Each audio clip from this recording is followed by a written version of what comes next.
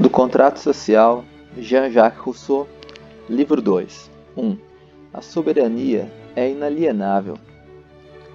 A primeira e mais importante consequência dos princípios acima estabelecidos está em que somente a vontade geral tem possibilidade de dirigir as forças do Estado, segundo o fim de sua instituição, isto é, o bem comum, pois, se a oposição dos interesses particulares tomou necessário o estabelecimento das sociedades, foi a conciliação destes mesmos interesses que a tornou possível. Eis o que há de comum nesses diferentes interesses fornecedores do laço social, e, se não houvesse algum ponto em torno do qual todos os interesses se harmonizam, sociedade nenhuma poderia existir. Ora, é unicamente à base desse interesse comum que a sociedade deve ser governada. Digo, pois, que outra coisa, não sendo a soberania, senão o exercício da vontade geral, jamais se pode alienar, e que o soberano, que nada mais é senão um ser coletivo, não pode ser representado a não ser por si mesmo. É perfeitamente possível transmitir o poder, não porém a vontade. Com efeito, se não é possível fazer concordar uma vontade particular com a vontade geral, em torno de algum ponto, é pelo menos impossível fazer com que esse acordo seja durável e constante. Porque a vontade particular, por sua natureza, tende às preferências, e a vontade geral à igualdade. É ainda mais impossível haja um fiador desse convênio, e mesmo quando sempre devesse existir, não seria ele um efeito da arte, mas do acaso. O soberano pode perfeitamente dizer: desejo, nesse instante, que o tal homem deseja, ou ao menos o que ele diz desejar, mas não pode dizer: o que este homem desejar amanhã, eu desejarei ainda, visto ser absurdo entregar-se à vontade aos grilhões para o futuro e não depender de nenhuma vontade consentir em nada que contrarie o interesse do ser que deseja. Se o povo, portanto, promete simplesmente obedecer, dissolve-se em consequência desse ato, perde sua qualidade de povo. No instante em que houver um senhor, não mais haverá soberano, e a partir de então o corpo político estará destruído. Não quer isso dizer que as ordens dos chefes não possam ser consideradas como vontades gerais, enquanto o soberano, livre para isso, se opor, não o faz. Em semelhante caso, deve-se, do silêncio universal, presumir o consentimento do povo, o que se explicará mais demoradamente. 2. A soberania é indivisível. Pela mesma razão que a torna alienável, a soberania é indivisível, porque a vontade é geral, ou não o é. É a vontade do corpo do povo, ou apenas de uma de suas partes. No primeiro caso, essa vontade declarada constitui um ato de soberania e faz lei. No segundo, não passa de uma vontade particular ou um ato de magistratura. É no máximo um decreto. Porém, nossos políticos, não podendo dividir a soberania em seu princípio, dividem-se-na em força e em vontade, em poder legislativo e em poder executivo, em direitos de impostos, de justiça e de guerra, em administração interior e em poder de tratar com o estrangeiro. Ora confundem todas essas partes, ora as separam, fazem do soberano um ser fantástico formado de peças ajustadas. É como se compusessem o homem reunido diversos corpos, um dos quais teria os olhos, outro os braços, outro os pés, e nada mais. Os pelotiqueiros do Japão, segundo dizem, despedaçam uma criança à vista da assistência. Em seguida, lançam ao mar, um após outro, todos os membros e fazem a criança voltar ao chão viva e completamente reajuntada. Tais são aproximadamente os engodos de nossos políticos, depois de haverem desmembrado o corpo social graças a uma prestidigitação digna da feira. Reúnem as peças, não se sabe como.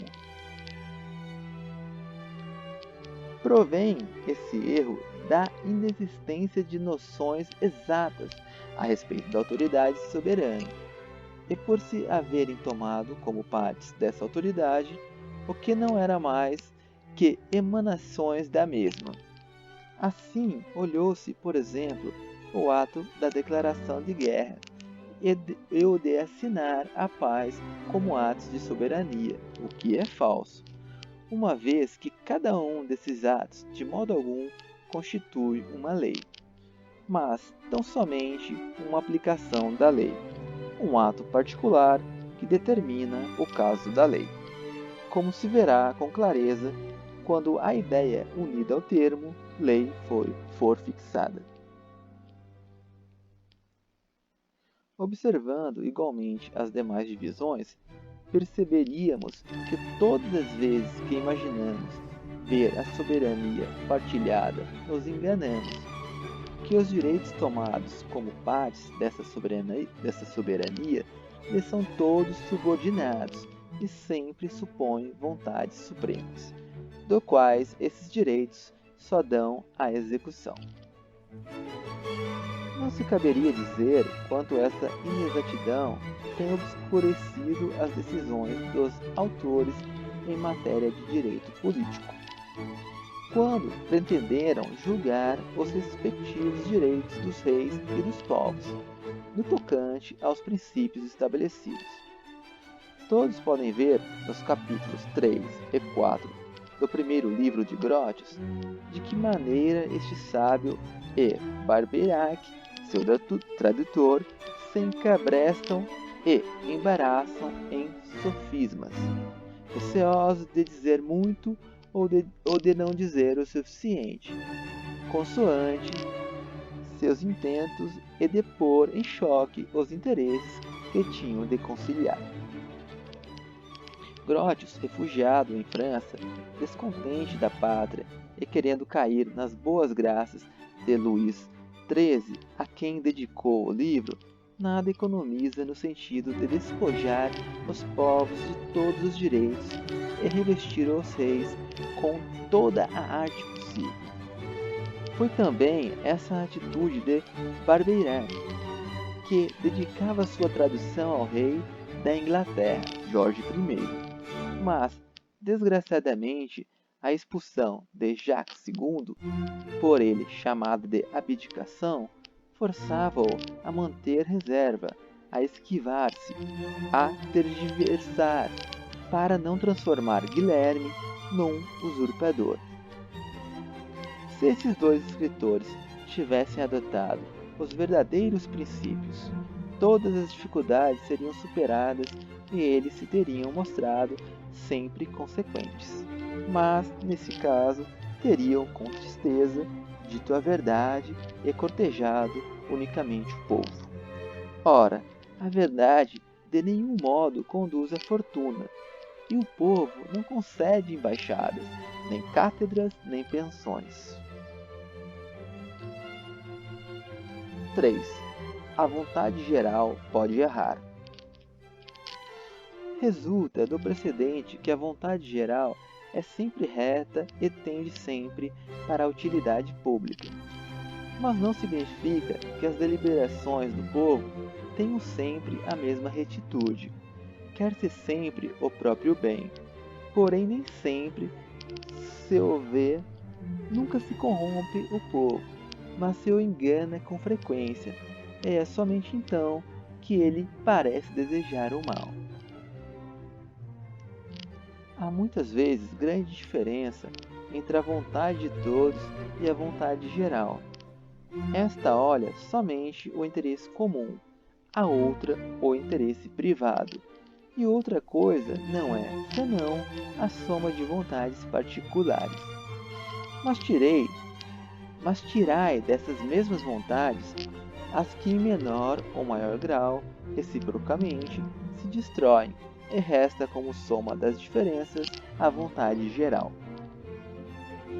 Se, quando o povo, suficientemente informado, delibera, não tivessem os cidadãos nenhuma comunicação entre si, sempre resultaria a vontade geral do grande número de pequenas diferenças, e a deliberação seria sempre boa. Quando, porém, há brigas, associações parciais às expensas da grande, a vontade de cada uma dessas associações torna-se geral em relação a seus membros, particular no concernente ao Estado. Podes, então, dizer que já não há tantos votantes quanto são os homens, mas apenas tantos quantas forem as associações. As diferenças se tornam mais numerosas e fornecem um resultado menos geral. Finalmente, quando uma dessas associações se apresenta tão grande a ponto de sobrepujar todas as outras, não mais tereis por resultado uma soma de pequenas diferenças, porém uma diferença única. Deixa de haver, então, a vontade geral, e a opinião vencedora é tão somente uma opinião particular. Portanto, a fim de se ter o perfeito enunciado da vontade geral, importa não haja no Estado sociedade parcial e que cada cidadão só manifeste o próprio pensamento. Foi assim a única e sublime instituição do grande Licurgo, pois se houver sociedades parciais, será necessário multiplicar o seu número e prevenir a desigualdade entre elas, como o fizeram Solon, Numa e Servius. Tais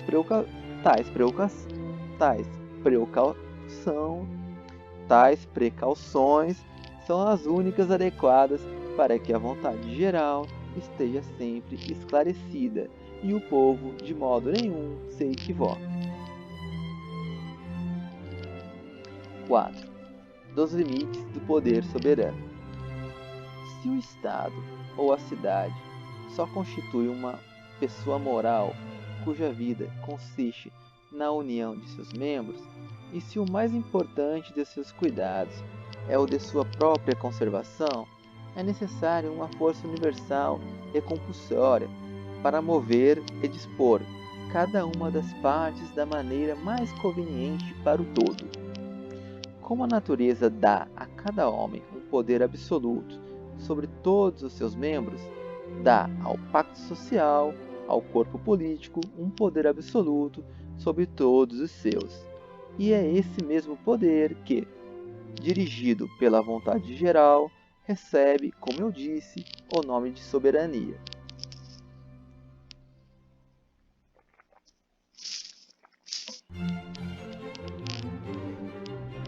Contudo, além da pessoa pública, temos a considerar as pessoas privadas que a compõem e cuja vida e liberdade são naturalmente independentes delas. Trata-se, pois, de distinguir com acerto os respectivos direitos dos cidadãos e do soberano, e os deveres a cumprir por parte dos primeiros na qualidade de vassalos do direito natural que devem desfrutar na qualidade de homens. Convém que tudo quanto cada qual aliene em virtude do pacto social de seu poder, de seus bens, de sua liberdade, seja apenas a parte cujo uso interesse a sociedade. Todavia, é preciso, igualmente, convir que só o soberano pode ser juiz desse interesse. todos os serviços que possa um cidadão prestar ao Estado, tão logo o soberano solicite, passam a constituir um dever, mas, de seu lado, o soberano não tem o direito de sobrecarregar os vassalos de nenhum grilhão inútil à comunidade, sequer o pode desejar, porque, sob a lei da razão, nada se faz sem causa, do mesmo modo que sob a lei natural. Os empenhos que nos ligam ao corpo social só são obrigatórios pelo fato de serem recíprocos e é tal sua natureza que, desempenhando-os, não se pode trabalhar para outrem sem trabalhar também para si mesmo. Porque é sempre reta a vontade geral e porque desejam todos, constantemente, a felicidade de cada um, senão pelo fato de não haver quem não se aproprie dos termos, e não pense em si mesmo a voltar por todos.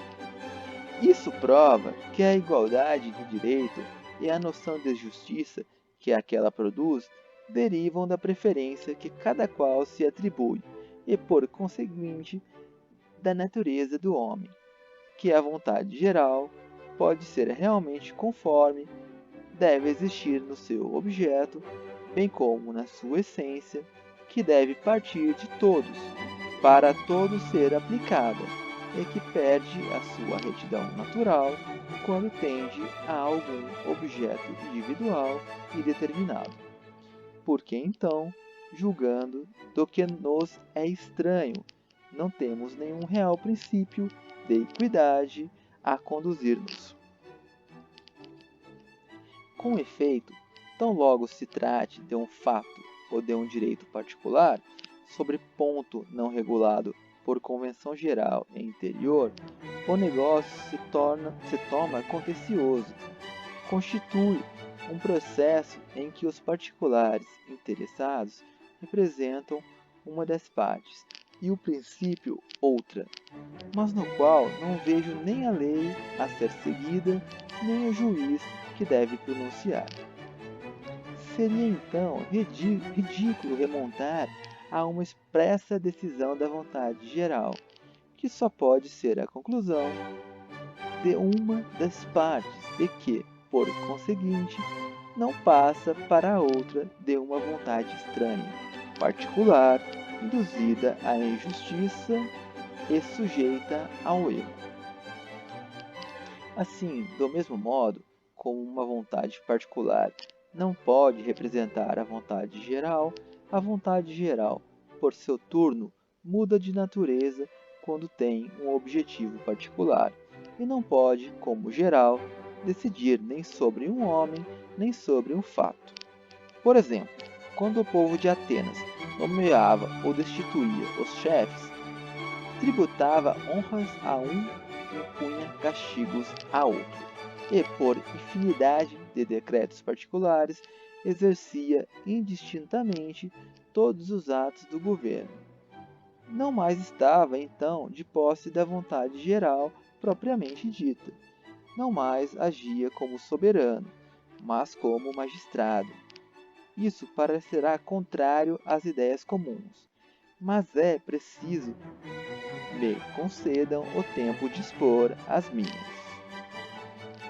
Deve-se, por aí, conceber que o que generaliza a vontade é menos o número de vozes que o interesse comum que as une, porque, numa instituição, cada qual se submete, necessariamente, às condições que impõe aos outros.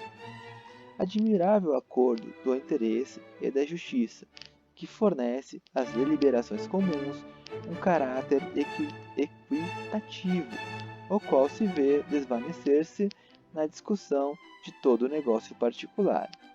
A falta de um interesse comum que una e identifique a regra do juiz com a da parte. Por qualquer dos lados que se remonte ao princípio, chega-se sempre à mesma conclusão, a saber, que o pacto social estabelece tal igualdade entre os cidadãos que os coloca todos sob as mesmas condições e faz com que todos usufruam dos mesmos direitos. Destarte pela natureza do pacto. Todo ato de soberania, isto é, todo ato autêntico da vontade geral, obriga ou favorece todos os cidadãos, de maneira que o soberano apenas conheça o corpo da nação e não distinga nenhum dos corpos que a compõem, que é, pois, na realidade, um ato de soberania. Não é um convênio entre o superior e o inferior, mas uma convenção do corpo com cada um de seus membros. Convenção legítima, porque tem por base o contrato social, equitativa, porque é comum a todos, útil, porque não leva em conta outro intento que não o bem geral, porque possui, como fiadores, a força do público e o poder supremo. Enquanto os vassalos estiverem apenas sujeitos a tais convenções, não obedecerão a ninguém, mas unicamente à própria vontade. E perguntar até onde se estendem os respectivos direitos do soberano e dos cidadãos é perguntar até que ponto podem estes empenhar-se consigo mesmos, cada um com todos e todos com cada um deles. Vê-se por aí que o poder soberano, todo absoluto, todo sagrado, todo inviolável que é, não passa nem pode passar além dos limites das convenções gerais, e que todo homem pode dispor plenamente da parte de seus bens e da liberdade que lhe foi deixada por essas convenções.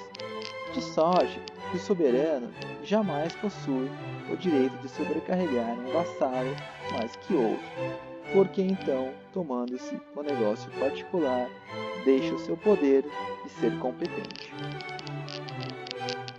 Uma vez admitidas essas distinções, é tão falso haver no contrato da parte dos particulares qualquer renúncia verdadeira que sua situação, por efeito do contrato, se torna realmente preferível à que tinha anteriormente, pois que, em lugar de uma alienação, fizeram a troca vantajosa de uma maneira incerta e precária por outra melhor e mais segura, da independência natural pela liberdade, do poder de causar dano a outrem por sua própria segurança, e da força que podia ser por outros sobrepujada por um direito que a união social transforma em invencível.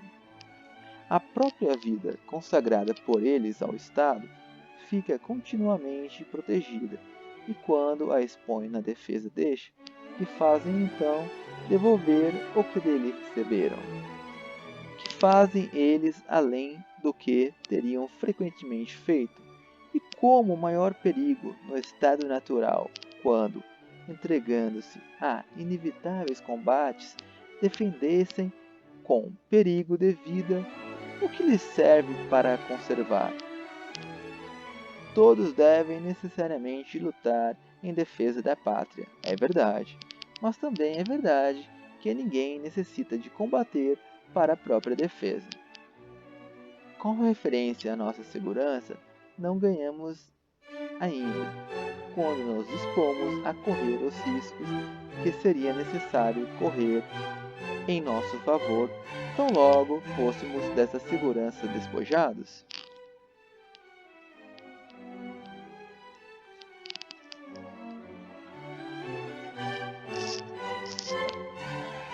5. Do direito de vida e morte. Pergunta-se como podem os particulares, desprovidos do direito de dispor de suas vidas, transferir ao soberano esse mesmo direito que não possuem? Tal questão só parece difícil de ser resolvida porque está mal colocada. Todo homem tem o direito de arriscar a própria vida a fim de a conservar. Alguma vez foi dito que quem se lança por uma janela para escapar de um incêndio seja culpado de cometer suicídio? Imputou-se alguma vez o mesmo crime a quem, embarcando sem conhecer o perigo, venha a morrer durante uma tempestade? O tratado social tem por objetivo a conservação dos contratantes. Quem quer o fim, quer também os meios, e esses meios são inseparáveis de alguns riscos, inclusive de algumas perdas. Quem quer conservar a vida, expensas dos outros, deve dá-la por eles quando se faz necessário. Ora, o cidadão não é juiz do perigo a qual a lei o expõe. E quando o príncipe lhe diz: ao Estado é útil que morras, ele deve morrer, pois não foi senão sob essa condição que viveu em segurança até esse momento. E sua vida não é mais uma mercê da natureza, mas um dom condicional do Estado. A pena de morte imposta aos criminosos pode ser, de certa forma, encarada sob esse ponto de vista. Para não ser vítima de um assassino é que se consente em morrer, sendo o caso. Nesse tratado, longe de se dispor da própria vida, pensa-se em garanti-la, e não é de presumir, premedite então um contratante fazer-se enforcar. De resto, todo malfeitor, ao atacar o direito social, torna-se, por seus delitos, rebelde e traidor da pátria. Cessa de ser um de seus membros ao violar suas leis, e chega mesmo a declarar-lhe guerra. A conservação do Estado passa a ser então incompatível com a sua. Faz-se preciso que um dos dois pereça, e quando se condena à morte o culpado, se faz menos na qualidade de cidadão que de inimigo. Os processos e a sentença constituem as provas da declaração de que o criminoso rompeu o tratado social e, por conseguinte, deixou de ser considerado membro do Estado. Ora, como ele se reconheceu como tal, ao menos pela residência, deve ser segregado pelo exílio, como infrator do pacto, ou pela morte como inimigo público, pois um inimigo dessa espécie não é uma pessoa moral, é um homem e manda o direito da guerra matar o vencido. Mas, dir-se-á, a condenação de um criminoso constitui um ato particular. De acordo, essa condenação também não pertence em absoluto ao soberano.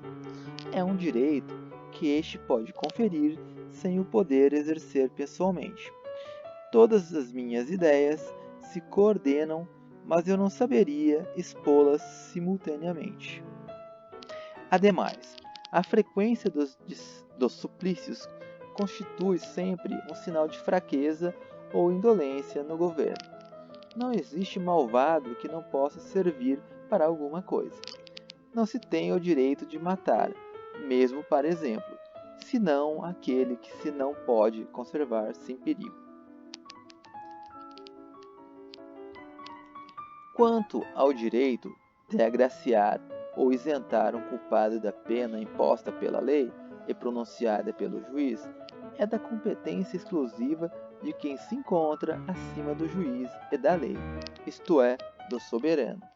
Seu direito, no que a isso concerne, não está ainda bem nítido, e o uso dele tem sido muito raro. Num Estado bem governado, há poucas punições, não porque se concedam muitas graças, mas pelo fato de haver poucos criminosos. A quantidade de crimes assegura a impunidade quando o Estado se deteriora. Na República Romana, jamais o Senado ou os consulês intentaram conceder graça. O próprio povo não a fazia, muito embora revogasse algumas vezes a própria sentença. As graças frequentes anunciam que breve os delitos não mais necessitarão delas. A cada um pode ver aonde isso nos conduzirá. Sinto, porém, que o coração murmura e me detém a pena. deixemos que discuta esses problemas o homem justo, que jamais pecou e que nunca necessitou para si de mesmo perdão. 6. Da lei. Pelo pacto social, demos existência ao corpo político. Trata-se agora de lhe dar o movimento e a vontade por meio da legislação. Porque o ato primitivo, pelo qual esse corpo se forma e se une, não determina ainda o que ele deve fazer para se conservar.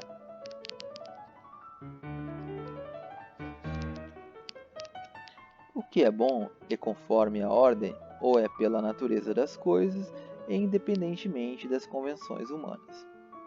Toda justiça vem de Deus, só Ele é sua fonte, mas se soubéssemos recebê-la de tão alto, não teríamos necessidade nem de governo nem de leis.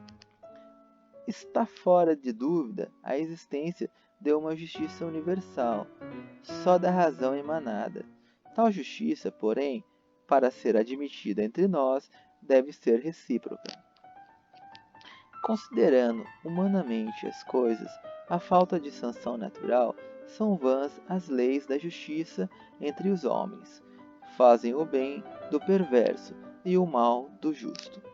Quando estes a observa com todos, sem que ninguém as observe consigo. É necessário, pois, haja convenções e leis para unir os direitos aos deveres e encaminhar a justiça a seu objetivo.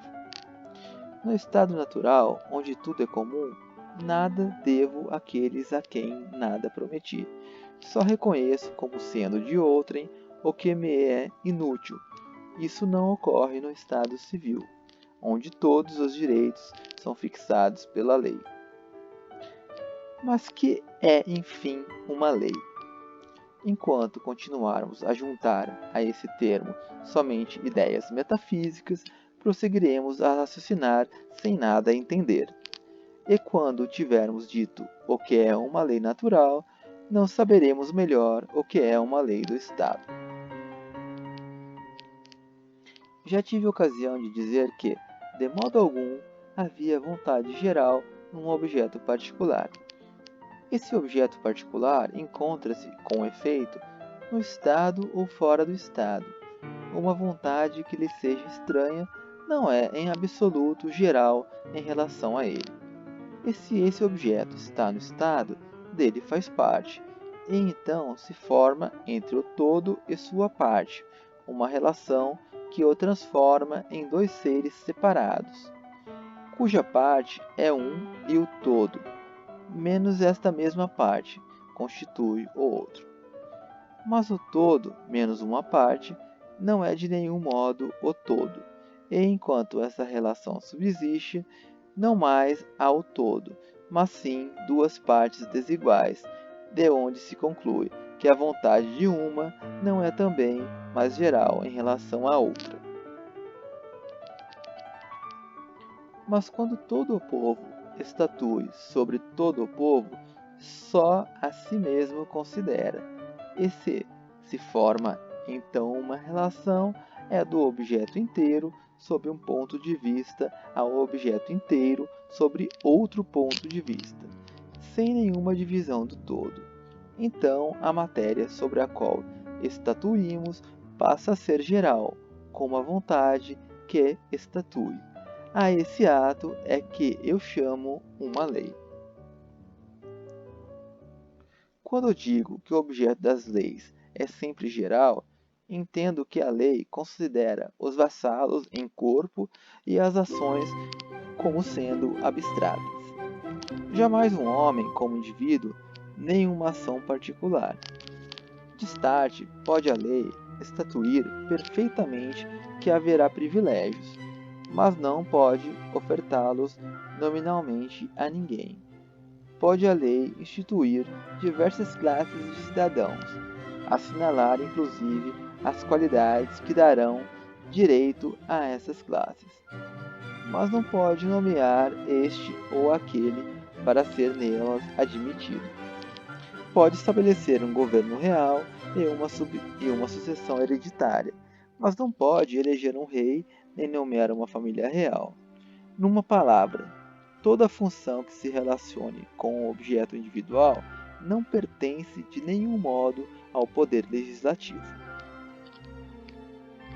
No tocante a esta ideia, vê-se imediatamente não mais ser preciso perguntar a quem compete fazer as leis, pois que elas constituem atos da vontade geral. Nem seu príncipe se encontra acima das leis, pois que ele é membro do Estado. Nem se a lei pode ser injusta, pois que ninguém é injusto consigo mesmo.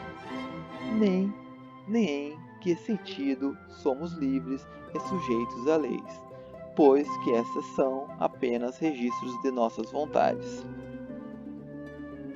Vê-se ainda que, reunindo a lei da universalidade da vontade e a do objeto, tudo que um homem, seja quem for, ordena de sua cabeça, não é em absoluto uma lei, mesmo o que é ordenado pelo soberano acerca de um objeto particular não é igualmente uma lei, mas um decreto, nem constitui um ato de soberania, mas de magistratura.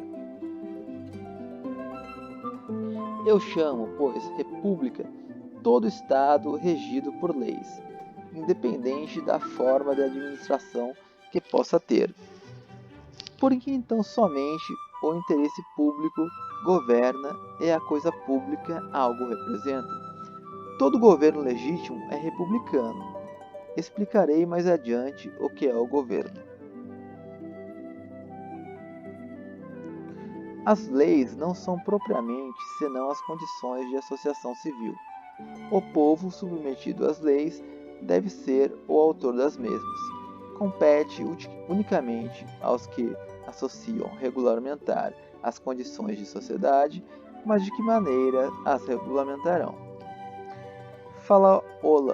Falo-ão de comum acordo, como que por uma inspiração sublime.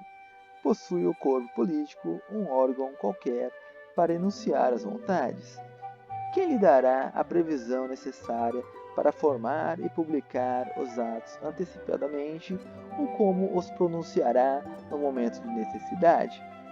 De que maneira uma turba cega, que em geral não se sabe o que quer, porque raramente conhece o que lhe convém, executará por si mesma um empreendimento de tal importância e tão difícil como um sistema de legislação?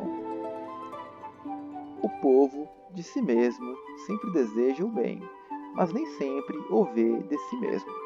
A vontade geral é sempre reta, mas o julgamento que a dirige nem sempre é esclarecido. É necessário fazer-lhe ver os objetos tais como são, e muitas vezes tais como devem parecer-lhe. É preciso mostrar-lhe o bom caminho que procura, protegê-la da sedução das vontades particulares, aproximar de seus olhos os lugares e os tempos, equilibrar o encanto das vantagens presentes e sensíveis com o perigo dos males afastados e ocultos. Os particulares veem o bem que rejeitam o público. O público deseja o bem que não o vê. Todos igualmente necessitam de guias. É preciso obrigar uns a conformar suas vontades com sua razão. É necessário ensinar outrem a conhecer o que pretende. Então, das luzes públicas resulta a união do entendimento e da vontade no corpo social. Dá o exato concurso das partes e, finalmente, a maior força do todo. Eis de onde nasce a necessidade de um legislador. 7. Do legislador. Para descobrir as melhores regras de sociedade convenientes às nações, far-se-ia preciso uma inteligência superior que visse todas as paixões e não provasse nenhuma, que não tivesse nenhuma relação com nossa natureza e a conhecesse no íntimo, cuja felicidade fosse independente de nós, e que, portanto, quisesse ocupar-se da nossa. enfim que, no processo dos tempos, procurando-se uma glória longínqua, pudesse trabalhar em um século e usufruir em outro. Haveria necessidade de deuses para dar leis aos homens. O mesmo raciocínio que fazia Calígula com referência ao fato, fazia Platão no tocante ao direito. A fim de definir o homem civil ou real, procurado por ele em seu livro do Reino, porém é verdade que um grande príncipe é também um homem raro. Como não há de sê-lo um grande legislador? Ao primeiro, basta seguir o modelo a ser proposto pelo outro. Este representa o mecânico inventor da máquina. Aquele é apenas o operário que a monta e a faz funcionar. No nascimento das sociedades, diz Montesquieu, encontram-se os chefes das repúblicas, que fazem as instituições, e é, em seguida, a instituição que forma os chefes das repúblicas.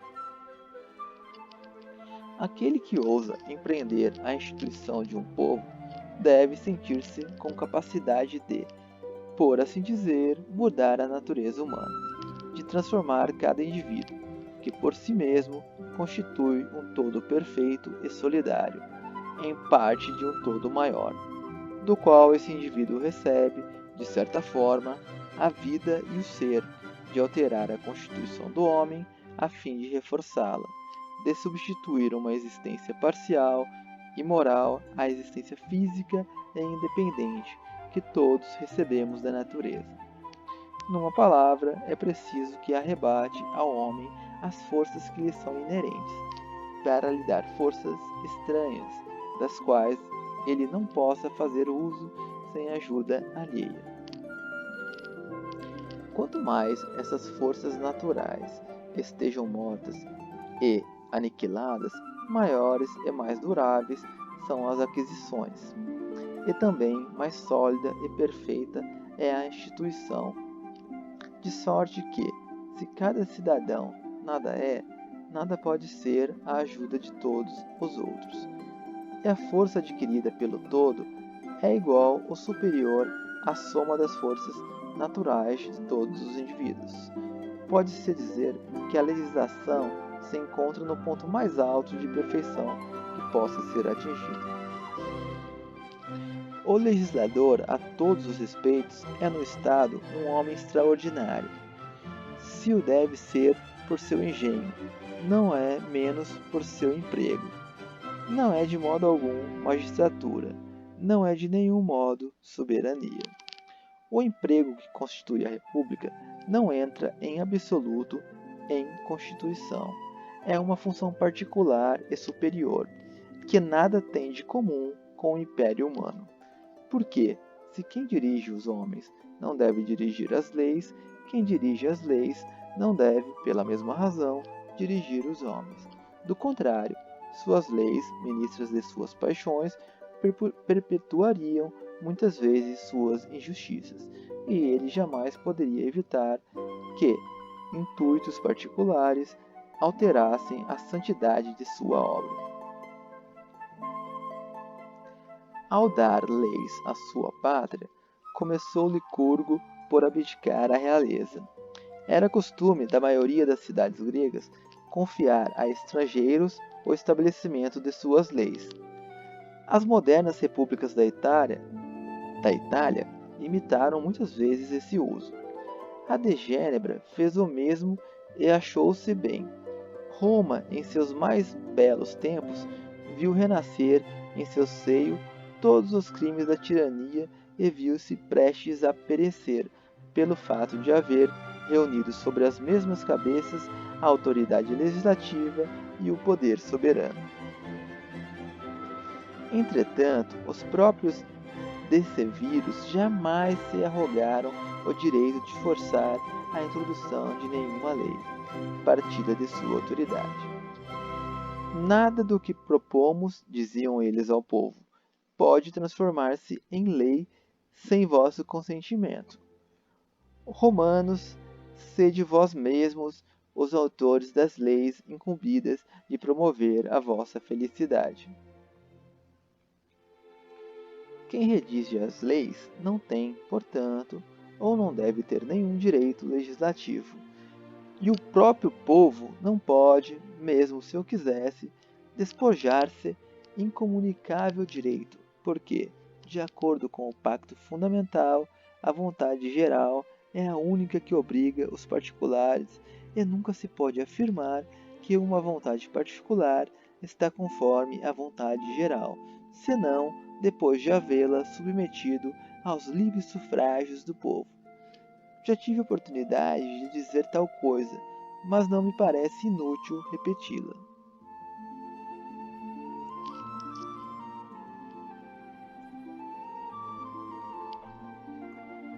Assim, acham-se, simultaneamente na obra da legislação, duas coisas na aparência incompatíveis: um empreendimento acima da força humana e, para executá-lo, uma autoridade que nada representa. Outra dificuldade a merecer atenção: os sábios desejosos de falarem ao vulgo a sua linguagem, não a deste, não conseguiram fazer-se entender. Ora, há 1000 espécies de ideias impossíveis de traduzir na língua do povo. As intenções bastante gerais e os objetivos excessivamente distantes ficam, da mesma maneira, fora de sua compreensão. Cada indivíduo, não apreciando outro plano de governo que não o relacionado com seu interesse particular, dificilmente percebe as vantagens a retirar das contínuas privações impostas pelas boas leis. Para que um povo nascente possa saborear as salutares máximas da política e seguir as regras fundamentais da razão do Estado, seria indispensável que o efeito pudesse tornar-se a causa, que o espírito social que deve constituir a obra da instituição presidisse a própria instituição e que fossem os homens, antes das leis, o que devem ser graças a elas. Assim, pois, já que o legislador não pode empregar nem a força nem o raciocínio, é mister que recorra a uma autoridade de outra ordem, que possa conduzir sem violência e persuadir sem convencer. Eis o que forçou em todos os tempos os pais das nações a recorrer à intervenção celeste e honrar os deuses por sua própria sabedoria, a fim de que os povos submetidos às leis do Estado como às da natureza, e reconhecendo o mesmo poder na formação do homem e na da cidade, obedeçam com liberdade e aceitem docilmente o jugo da felicidade pública. Essa sublime razão que se eleva acima do entendimento dos homens vulgares é aquela pela qual o legislador põe as decisões na boca dos imortais, a fim de conduzir, através da autoridade divina, os que não seriam abalados pela prudência humana. Mas não é dado a todo homem fazer os deuses falarem, nem ser acreditado quando se anuncia como intérprete deles. O elevado espírito do legislador é o verdadeiro milagre que deve provar sua missão. Todo homem pode gravar tábuas de pedra, ou comprar um oráculo, ou simular um comércio secreto com alguma divindade, ou adestrar um pássaro que lhe fale ao ouvido, ou encontrar outros meios grosseiros para se impor ao povo. Quem nada souber, além disso, poderá inclusive reunir por acaso um bando de insensatos, mas jamais fundará um império, e sua extravagante obra cedo perecerá consigo. Vãos prestígios apenas formam um laço passageiro, não há senão a sabedoria para torná-lo durável.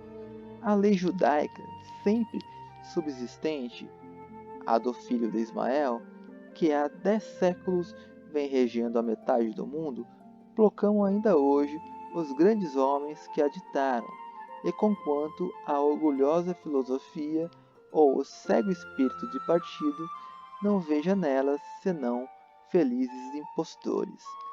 A verdadeira política admira em suas instituições o grande e poderoso espírito que preside os estabelecimentos duráveis. Disso tudo, não se pode concluir, juntamente com Auroton, que a política e a religião tenham entre nós um objetivo comum, mas sim que, na origem das nações, uma serve de instrumento à outra. 8. Do povo. Assim como um grande arquiteto, antes de construir, observa e sonda o solo para ver se este tem condições de sustentar o peso, o sábio instituidor não começa por redigir boas leis em si mesmas, mas examina anteriormente se o povo a qual são destinadas está apto para as aceitar. Foi por isso que Platão recusou dar leis aos Arcades e aos Cirenaicos, sabendo que esses dois povos eram ricos e não podiam admitir a igualdade. Foi também por isso que se viram em Creta leis perfeitas e homens perversos, porque Minos só havia disciplinado um povo sobrecarregado de vícios. Brilharam aqui na terra milhares de nações que jamais teriam podido suportar boas leis, e mesmo essas que elas teriam admitido não duraram senão um curto espaço de tempo para isso. Os povos, assim como os homens, são dóceis na juventude. Ao envelhecerem, tornam-se incorrigíveis, uma vez estabelecidos os costumes e enraizados os preconceitos. Constitui empreendimento perigoso e inútil pretender reformá-los. O povo sequer concorda que se lhe toque nos males a fim de os destruir, à semelhança desses estúpidos e medrosos doentes que estremecem com a presença do médico. Não quer isso dizer que, do mesmo modo como certas enfermidades transtornam a mente dos homens e nelas apagam a lembrança do passado, não se achem às vezes, na duração dos estados, épocas violentas em que as revoluções fazem no povo o mesmo que determinadas crises fazem nos indivíduos, e que o horror do passado substitui o esquecimento, e o Estado, incendiado pelas guerras civis, renasce, por assim dizer, das cinzas e readquire o vigor da juventude, saindo dos braços da morte. Foi assim Esparta, no tempo de Licurgo, foi assim Roma, após os Tarquínios, e foram assim entre nós a Holanda e a Suíça, depois da expulsão dos tiranos. São raros, porém, esses acontecimentos. São exceções cujo motivo sempre se acha na constituição particular do Estado executado. Não poderiam acontecer duas vezes no seio do mesmo povo, o qual pode tornar-se livre enquanto bárbaro, mas não o pode quando a alçada civil se apresenta gasta. As agitações, então, podem destruí-lo, sem que as revoluções tenham possibilidades de o restabelecer. E tão logo seus grilhões se rompam, tomba o povo disperso e deixa de existir. Daí por diante, passa a necessitar de um senhor, não de um libertador. Povos livres, recordai-vos desta máxima, pode-se adquirir a liberdade, mas nunca recobrá-la. Há para as nações, como para os homens, um tempo de maturidade que é preciso esperar, antes de as sujeitarmos às leis. Mas a maturidade de um povo não é fácil de conhecer, e se antecipamos, aborta a obra. Certo povo pode ser disciplinado ao nascer, outro não o será ao término de 10 séculos. Os russos não serão nunca verdadeiramente policiados, porque o foram muito cedo. Pedro o Grande tinha o talento imitativo, não o verdadeiro gênio, o que cria e tudo faz do nada. Algumas coisas que fez eram boas, a maioria delas indevida. Ele viu que seu povo era bárbaro, mas não viu em absoluto que seu povo não estava amadurecido para a política. Ele desejou civilizá-lo, quando devia torná-lo aguerrido. Quis de início fazer deles alemães, ingleses, quando era preciso começar por fazê-los russos. Impediu seus vassalos de jamais se tornarem o que poderiam realmente ser, persuadindo-os de que eram aquilo que são. É dessa maneira que o preceptor francês educa o seu aluno, fazendo-o brilhar um momento durante a infância para, em seguida, não vir a ser jamais ninguém. O Império Russo desejará subjugar a Europa e acabará por ser subjugado. Os tártaros, seus vassalos ou seus vizinhos, se tornarão seus senhores e nossos. Esta revolução parece-me infalível. Todos os reis da Europa trabalham de comum acordo para acelerá-la. 9. Continuação do capítulo precedente. Assim como a natureza estabeleceu limites à estatura de um homem bem conformado, além dos quais só produz gigantes ou anões, fez o mesmo no tocante à melhor constituição de um Estado, limitando-lhe a extensão, a fim de que não venha a ser nem muito grande para poder ser bem governado, nem muito pequeno para se poder manter por si mesmo. Em todo corpo político há um máximo de força que ele não poderia ultrapassar e do qual, com frequência, se afasta à medida que se expande. Quanto mais se estende o laço social, tanto mais afrouxa. E, em geral, um pequeno Estado é proporcionalmente mais forte que um grande. 1000 razões demonstram essa máxima. A administração, em primeiro lugar, torna-se mais penosa nas grandes distâncias, assim como um peso qualquer se torna mais pesado na ponta de uma alavanca maior. Torna-se mais onerosa à medida que os degraus se multiplicam, porque cada cidade tem, de início, a sua administração, que o povo paga, cada distrito a sua. Paga ainda pelo povo. A seguir, cada província, depois os grandes governos, as sapatarias, os vice-reinos, cuja administração se torna cada vez mais cara, à medida que se sobe, e sempre à custa do inditoso povo. Vem, por fim, a administração suprema, que tudo esmaga, com tanta sobrecarga a exauri-los continuamente. Os vassalos, longe de serem melhor governados por essas diferentes ordens, acabam por sê-lo pior que se tivessem um só desses governos a dirigi-los. Não obstante, apenas sobram recursos para os casos extraordinários, e quando se faz preciso a eles recorrer, é que se encontra o Estado às vésperas da ruína. Isso não é tudo. Não somente o governo possui menos vigor e rapidez para fazer observar as leis, impedir os vexames, corrigir os abusos, prevenir os empreendimentos sediciosos que possam ser promovidos nos pontos distantes, como também o povo demonstra menor afeição aos chefes, os quais nunca vê.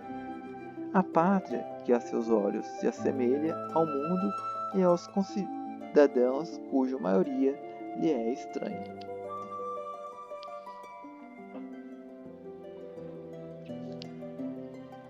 As mesmas leis não podem convir igualmente a tantas províncias diversas, com costumes diferentes e climas opostos, e que não admitem a mesma forma de governo. Leis diferentes engendram perturbação e confusão no seio dos povos que, vivendo sob a direção dos mesmos chefes, em contínua comunicação, transitam de um lado para o outro ou se casam entre si, e que, sujeitos a outros costumes, nunca sabem se o próprio patrimônio lhes pertence. Em meio à multidão de homens que se desconhecem mutuamente, reunidos pela sede da Suprema Administração no mesmo lugar, os talentos permanecem ocultos, as virtudes ignoradas e os vícios impunes. Os chefes sobrecarregados de tarefas nada veem por si mesmos. Comissários governam o Estado. Enfim, as medidas necessárias à manutenção da autoridade geral a que tantos oficiais destacados em regiões longínquas desejam subtrair-se. Quando não ludibriar, absorvem todos os cuidados públicos e nada mais resta para a felicidade do povo, exceto o indispensável à sua defesa em caso de necessidade. E é assim que um corpo muito grande, por sua constituição definha e perece, esmagado pelo próprio peso. De outro lado, deve o Estado fornecer-se determinada base para contar com solidez para resistir aos sacolejos que não deixará de experimentar e aos esforços que será obrigado a despender a fim de se manter, porque todos os povos possuem uma espécie de força centrífuga, pelo qual atuam seguidamente uns sobre outros, e tende a engrandecer-se às expensas dos vizinhos, como os turbilhões de Descartes. Distante correm os fracos o risco de ser engolidos, e ninguém consegue conservar-se a não ser colocando-se em relação a todos numa espécie de equilíbrio que torna a compreensão em toda parte mais ou menos igual. Vê-se por aí haver razões para alargar e razões para estreitar os limites do Estado, e não constitui o menor aspecto do talento político encontrar entre umas e outras a proporção mais vantajosa à conservação do Estado. Pode-se dizer, em geral, que as primeiras, sendo apenas exteriores e relativas, devem ser subordinadas a outras, que são internas e absolutas. Uma sã e forte Constituição é a primeira coisa a pesquisar, e de preferência deve-se contar com o vigor nascido de um bom governo que com os recursos fornecidos por um grande território.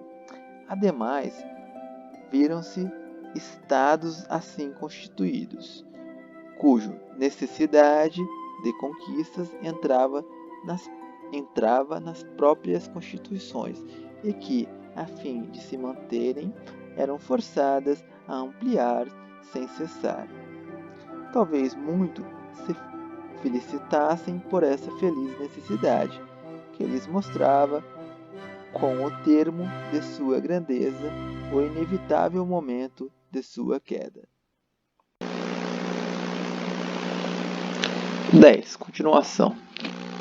Pode-se mensurar um corpo político de duas maneiras, a saber, pela extensão do território e pelo número da população, e entre uma e outra dessas medidas há uma relação conveniente para dar ao Estado sua verdadeira grandeza. São os homens que fazem o Estado, e é o terreno que alimenta os homens. Essa relação consiste, pois, em que a terra baste para a manutenção de seus habitantes e haja tanto habitantes quanto a terra possa nutrir. É nessa proposição que se acha o máximo de força de um número dado de povo. Porque, se houver terreno em demasia, será oneroso protegê-lo. A cultura se mostrará insuficiente, o produto supérfluo, e será a causa próxima de guerras defensivas.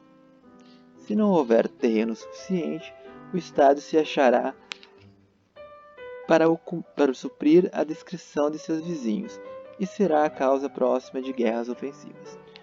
Todo povo que, por sua posição, se acha na alternativa entre o comércio ou a guerra, é em si mesmo débil. Depende de seus vizinhos, depende dos acontecimentos, jamais terá, senão, uma existência incerta e breve. Subjuga e muda de situação, ou é subjugado e não será coisa alguma.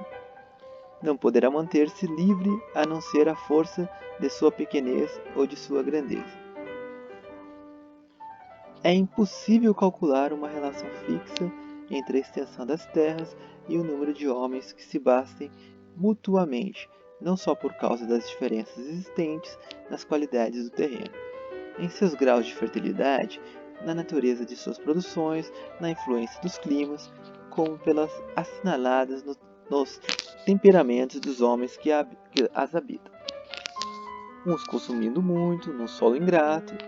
É preciso ainda levar em conta a maior ou menor fecundidade das mulheres, ou que pode ter o país de mais ou menos favorável à população, a quantidade com a qual pode o legislador esperar aí concorrer por seus estabelecimentos, de sorte que não deve ele fundar o julgamento sobre o que vê, mas sobre o que prevê, nem tanto se deter no estado atual da população, mas sim no que ela virá naturalmente a ser. Enfim, há 1000 ocasiões em que os acidentes particulares do lugar exigem ou permitem que se tome mais terreno que o que parece necessário. Assim, estender-nos muito num país montanhoso, onde as produções naturais, isto é, os bosques, as pastagens, demandam menos trabalho, onde a experiência ensina que as mulheres são mais fecundas que nas planícies, e onde um plano solo inclinado só permite uma pequena base horizontal, a única com que se pode contar para a vegetação. Então, ao contrário, podemos-nos restringir à orla do mar, ou mesmo aos rochedos e às areias quase estéreis, porque a pesca pode aí suprir em grande parte as produções da terra, e os homens devem permanecer mais juntos para repelir os piratas, e porque, de resto, temos maiores facilidades para desembaraçar o país, por meio das colônias, dos habitantes que o sobrecarregam. Nessas condições, para instituir um povo, é preciso juntar uma outra que não pode suprir nenhuma outra, mas sem a qual todas se revelam inúteis, a de que se desfrute de paz e abundância, porque o tempo durante o qual se ordena um Estado é igual àquele em que se forma um batalhão, ao instante em que o corpo tem menos capacidade de resistência e, portanto, é mais fácil de ser destruído. Resistir-se-ia melhor em meio a uma desordem absoluta que nenhum momento de fermentação, quando cada qual se ocupa de sua classe e não do perigo. Se uma guerra, uma crise de fome, uma sedição sobrevém em tempo de crise, o Estado é infalivelmente derrubado. Não quer isso dizer não haja muitos governos estabelecidos durante essas tempestades. Mas então, esses mesmos governos que destroem o Estado, os usurpadores conduzem ou escolhem sempre estes tempos de perturbações, para fazerem passar, graças ao espanto público, leis destruidoras que o povo não adotaria jamais em situação normal. A escolha do momento da instituição é um dos caracteres mais seguros pelos quais se pode distinguir a obra do legislador da obra do tirano. E qual é o povo apto a receber a legislação? Aquele que, estando já ligado através de alguma união de origem, de interesse ou convenção, não foi ainda submetido ao verdadeiro jugo das leis, aquele que não possui nem costumes, nem superstições bem arraigadas, aquele que não receia ser esmagado por uma evasão súbita, que, sem entrar nas querelas de seus vizinhos, tem condições de resistir sozinho a cada um deles ou obter a ajuda de um a fim de repelir o outro. Aquele em cada membro pode ser conhecido de todos, e em que não se faz necessário sobrecarregar um homem de um grande fardo que não possa carregar. Aquele que pode dispensar os outros povos, e do qual nenhum outro povo deixa de necessitar. Aquele que é nem rico nem é pobre, pode bastar-se a si mesmo. Enfim, aquele que reúne a consistência de um povo antigo com a docilidade de um ordieno. O que torna penosa a obra da legislação não é tanto o que é preciso estabelecer, mas sim o que é preciso destruir. E o que torna o êxito tão raro é a impossibilidade de encontrar a simplicidade da natureza junto às necessidades da sociedade. Todas essas condições, é verdade, dificilmente se encontram reunidas. Eis porque se vêem poucos estados bem constituídos. Existe ainda na Europa um país digno de legislação, é a ilha de Córcega.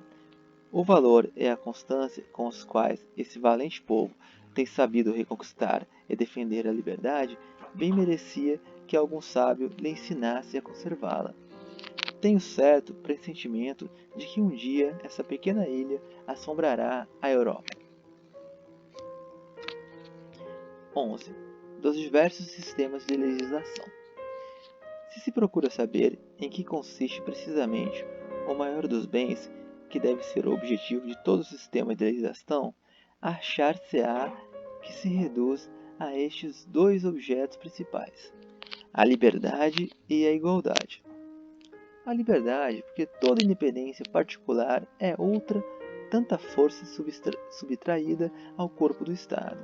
A igualdade, porque a liberdade não pode subsistir sem ela. Já tive ocasião de dizer em que consiste a liberdade civil. A respeito da igualdade, não se deve entender por essa palavra que os graus de poder e riqueza sejam absolutamente os mesmos, mas que, quanto ao poder, esteja acima de toda violência e não se exerça jamais, senão em virtude da classe e das leis. E, quanto à riqueza, que nenhum cidadão seja assaz opulento para poder comprar um ao outro, e nem tão pobre para ser constrangido a vender-se, o que supõe, por parte dos grandes, moderação de bens e de crédito, e do lado dos pequenos, moderação de avareza e ambição. Essa igualdade, dizem, é uma quimera especulativa, que não pode existir na prática. Contudo, se o abuso é inevitável, segue-se que se não deve ao menos regulamentá-lo. É precisamente porque a força das coisas tende sempre a destruir a igualdade que a força da legislação deve sempre tender a conservá-la. Todavia, esses generosos objetivos de toda boa instituição devem ser modificados em cada país pelas relações nascidas tanto da situação local como do caráter dos habitantes. E é com base nessas relações que cumpre destinar a cada povo um sistema particular de instituição, que seja o melhor, não talvez em si mesmo, mas sim para o Estado a qual é destinado. Por exemplo, é ingrato e estéril o solo, ou é o país excessivamente exíguo para os habitantes? Voltai-vos para a indústria e as artes, cujas produções trocareis pelos gêneros de que necessitas. Ocupais ao contrário ricas planícies e férteis encostas. Em um bom terreno tendes carências de habitantes. Empregai na agricultura todos os vossos cuidados, que ela multiplica os homens, e afastai as artes, que acabarão por despovoar o país, agrupando em alguns pontos do território os poucos habitantes que possui. Ocupai extensas e cômodas praias. Cobri o mar de navios, cultivai o comércio e a navegação, e tereis uma existência curta e brilhante. Não banhe o mar em vossas costas, senão rochedos quase inacessíveis. Permanecei bárbaros e ictógrafos. Vivereis assim mais tranquilos, quiçá sereis melhores e certamente mais felizes. Numa palavra, afora as máximas comuns a todos os povos, cada um deles encerra em si alguma causa que as ordena de maneira particular e faz com que sua legislação se torne exclusivamente sua. Foi assim que os hebreus outrora e recentemente os árabes tiveram como matéria principal a religião, os atenienses as letras, Cartago e Tiro o comércio, Rhodes a marinha, Esparta a guerra e Roma a virtude. O autor do Espírito das Leis demonstrou em inúmeros exemplos com que a arte dirige o legislador à instituição para cada uma dessas matérias.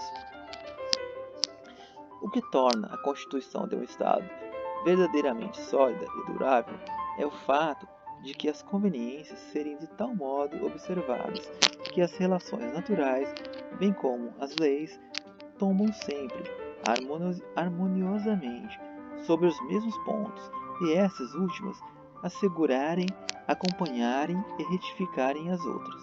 Mas, se o legislador, enganando-se em sua matéria, toma um princípio diverso daquele que nasce da natureza das coisas, um que tenha para a servidão e outro para a liberdade, um para as riquezas e outro para o povoamento, um para a paz e outro para as conquistas, veremos as leis debilitarem-se insensivelmente, a Constituição alterar-se e o Estado não cessar de ser agitado, até ser destruído ou mudado, e a invencível natureza retomar o seu império. 12. Divisão das leis. Para ordenar o todo, ou dar a melhor forma possível à coisa pública, há que se considerar diversas relações.